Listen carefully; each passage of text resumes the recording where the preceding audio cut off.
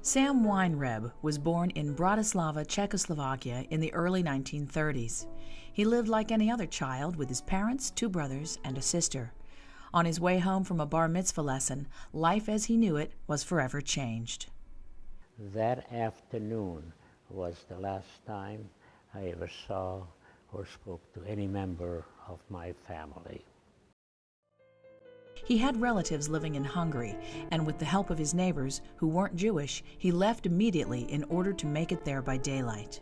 When he reached the small town on the border of Hungary, he was met by a stranger who his neighbor back home had contacted.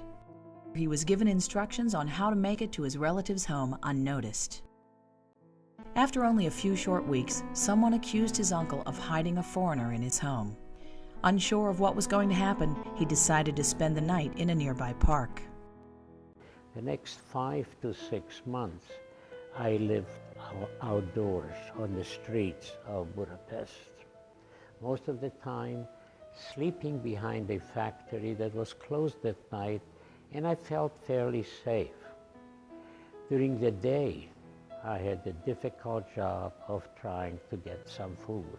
On the days when I could not get any food anywhere, I usually checked garbage cans behind restaurants. After a while, he decided to turn himself in to the police. I thought, what could they possibly do to a 13-year-old kid whose only crime was he was born Jewish? How wrong I was to think that way. I was put into a prison without even having a hearing, where I spent the next 2 years. After about 2 years in that prison, I was told that they will release me in custody of my grandparents.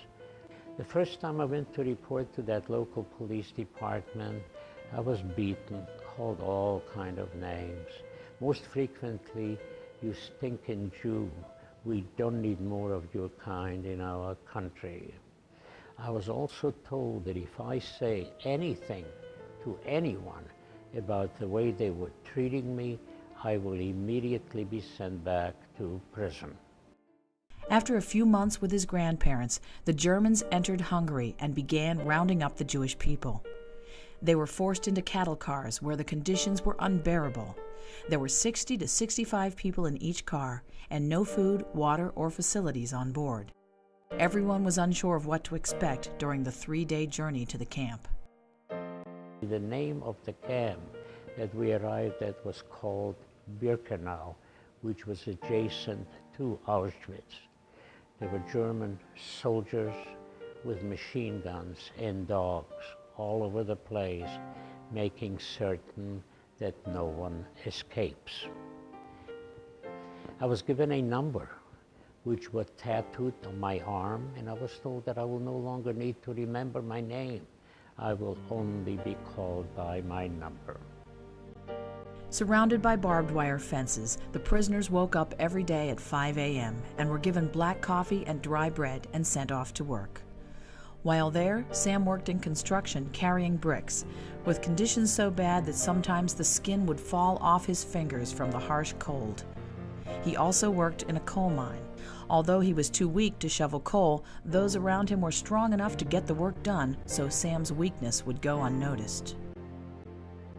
Shortly before the war ended, they were awakened and forced to march for many days in what was later known as the Death March.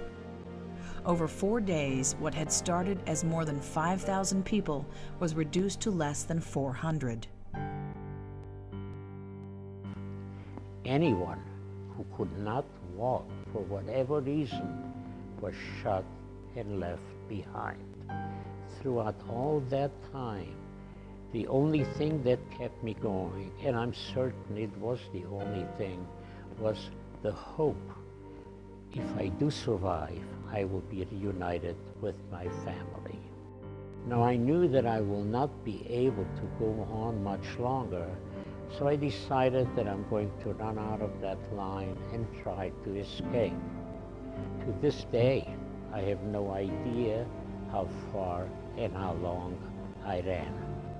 The next thing Sam remembers is waking up in a Russian hospital. Weighing only 80 pounds and suffering from fatigue, he was nursed back to health by the Russians.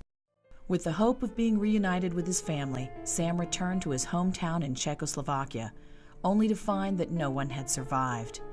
He ran into an old family friend, a young girl he knew as a child. They promised to keep in touch with one another as they went their separate ways.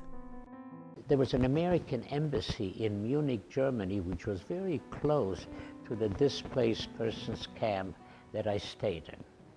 Well, I went to this embassy, and I walked in there, and there was a man that saw me come in, and he asked me what I was doing there. I said, I'd like to go to America.